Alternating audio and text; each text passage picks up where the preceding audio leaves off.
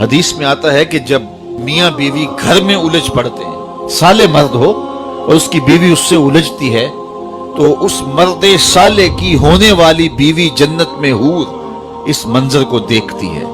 یہ ترمذی کی روایت ہے، اور امام ترمذی کی عادت یہ ہے حدیث کی روایت کے بعد اس کا درجہ بھی بیان کرتے ہیں۔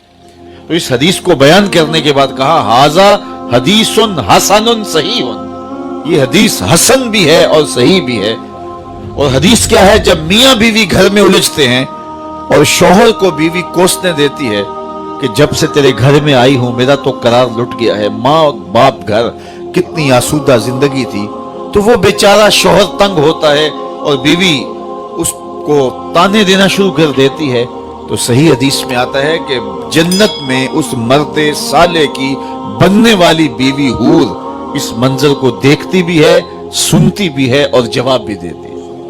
اور کیا کہتے ہیں؟ قاتلک اللہ، تیری خرابی ہو، تو اسے کیوں ستاتی ہے؟ یہ تو چند دن کا پرونا ہے تیرے پاس، یہ تو میرا شوہر ہے۔ یہ کون کہہ رہی ہے؟ حور کہہ رہی ہے۔ اور حور کہاں سے کہہ رہی ہے؟ جنت سے کہہ رہی ہے۔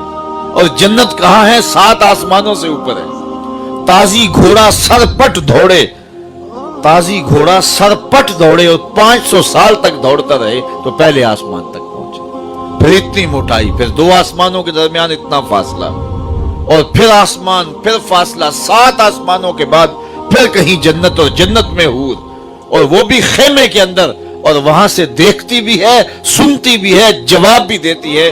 تو میرے بزرگ فرمایا کرتے تھے یار حور کون ہے؟ تو کہا حور میرے نبی کے غلام کی بننے والی بیوی ہے، حور میرے نبی کے غلام کی بننے والی بیوی ہے، اور اس کی نظر کا عالم یہ ہے کہ وہ جنت سے دیکھتی ہے، یارو مدینہ تو دور ہی نہیں ہے نا۔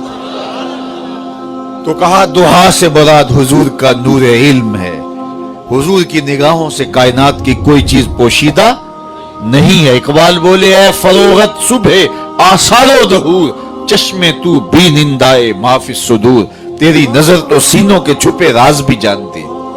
حضور کی مجلس لگی تھی، ہجوم عاشقاں تھا۔ ایک صحابی ہیں وابصہ بن معبد رضی اللہ تعالیٰ عنہ، وہ پیچھے آگے بیٹھ گئے۔ آداب مجلس بھی یہی ہے، جہاں جگہ ملے وہاں بیٹھ جاؤ۔ صدر مجلس کو اختیار ہے کہ وہ کسی کو آگے بلانا چاہے تو بلا لے، جہاں حضور ہوں گے وہاں صدر مجلس کون ہوگا؟ اب وہ آئے حضرت وابصہ اور پیچھے بیٹھ گئے۔ حضور نے کہا ادنو یا وابصہ، وابصہ نیڑے آ جاؤ۔ وہ اٹھے اور قریب آ گئے۔ پھر فرمایا ادنو یا وابصہ، وابصہ اور نیڑے آ جاؤ۔ وابصہ اٹھے اور قریب ہو گئے۔ پھر فرمایا وابصہ اور نیڑے آ جاؤ۔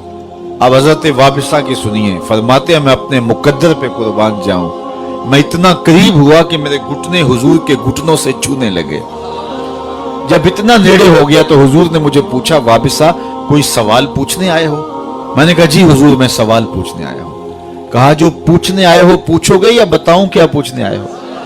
عرض کی حضور اگر آپ بتا دیں تو حد ہو جائے۔ فرمایا تم خیر اور شر کے بارے پوچھنے آئے ہو، اچھائی کیا ہوتی ہے، برائی کیا ہوتی ہے، یہی سوال تھا؟ جی حضور یہی سوال تھا۔ کہا اس کا جواب مجھ سے لینا ہے یا اپنے آپ سے لینا ہے؟ عرض کی جواب آتا ہوتا تو سوال ہی کیوں بنتا؟ فضرب علی صدرہ فقال استفت من قلبک، یہ 3 انگلیاں حضور نے جوڑی، انگوٹھا اور ساتھ والی 2 انگلیاں، اور انگلیاں جوڑ کے ایسے حضور نے دل والی جگہ پہ ماری، اور فضرب علی صدرہ فقال استفت من قلبک، دل والی جگہ پہ مار کے فرمایا یہ اندر مفتی بیٹھا اسے ہی پوچھ لے، یہی بتا دے گا اچھائی کیا ہے، یہی بتا دے گا برائی کیا ہے۔ جب دیوار رکھتے ہوئے ہمسائے کے 2 انچ دبانے لگتے ہو، اندر مفتی فتویٰ دے رہا ہوتا ہے غلط کر رہے ہو۔ جب رشوت لے رہے ہوتے ہو، میز کے اوپر سے لو یا میز کے نیچے سے، اندر کا مفتی بول رہا ہوتا ہے یہ غلط کر رہے ہو۔ جب گزرتے ہوئے نظر بھٹکتی ہے اور خیال بہکتا ہے تو اندر ضمیر آوازیں دیتا ہے تیرے گھر میں بھی بہن بیٹھی ہے، تیرے گھر میں بھی تیری ماں بیٹھی ہے، تیری نظر کیوں آوارہ ہو رہی ہے؟ اندر سے آوازیں آ رہی ہوتی ہیں، اندر بول رہا ہوتا ہے۔ تو میرے حضور نے 3 انگلیاں جوڑ کے دل پر مارتے ہوئے فرمایا استفت من قلبک، یہ تیرا مفتی ہی بتا دے گا، یہ اندر کا مفتی بتا دے گا کہ خیر کیا ہے شر کیا ہے۔ اقبال نے کہا تھا نا کہ اپنے دل سے پوچھ ملا سے نہ پوچھ، تو یہ دل بتائے گا، یہ مفتی اندر بیٹھا ہوا ہے، تو اس سے پوچھئے نیکی کیا ہے، اس سے پوچھئے برائی کیا ہے۔ تو حضور کی نگاہوں سے कायनात की कोई चीज पोशीदा नहीं है।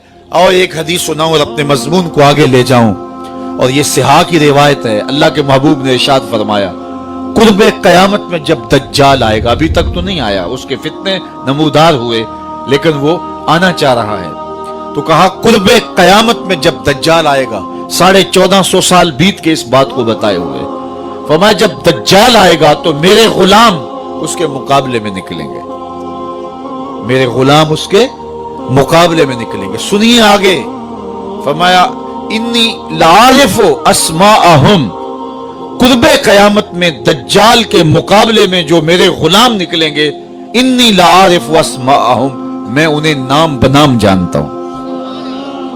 बात खत्म नहीं हुई, वास्माअ आबाइहिम, उनके बाप दादे के नामों को भी जानता हूं। कहानियां खत्म नहीं हुई, व अलवाना खुयूलहिम, जिन सवारियों पे चढ़ के जिहाद करेंगे, मैं मोहम्मद उन सवारियों के रंगों को भी जानता हूं। कौन सा गुलाम, किस कबीले का फर्द, किस रंग की सवारी पे बैठ के जिहाद करेगा, हुजूर फरमाया मैं पहचानता हूं। यार आलमों का लफ्ज नहीं है, इन्नी लारिफु, मैं पहचानता हूं उन्हें जो कुर्बे कयामत में दज्जाल के मुकाबले में आएंगे।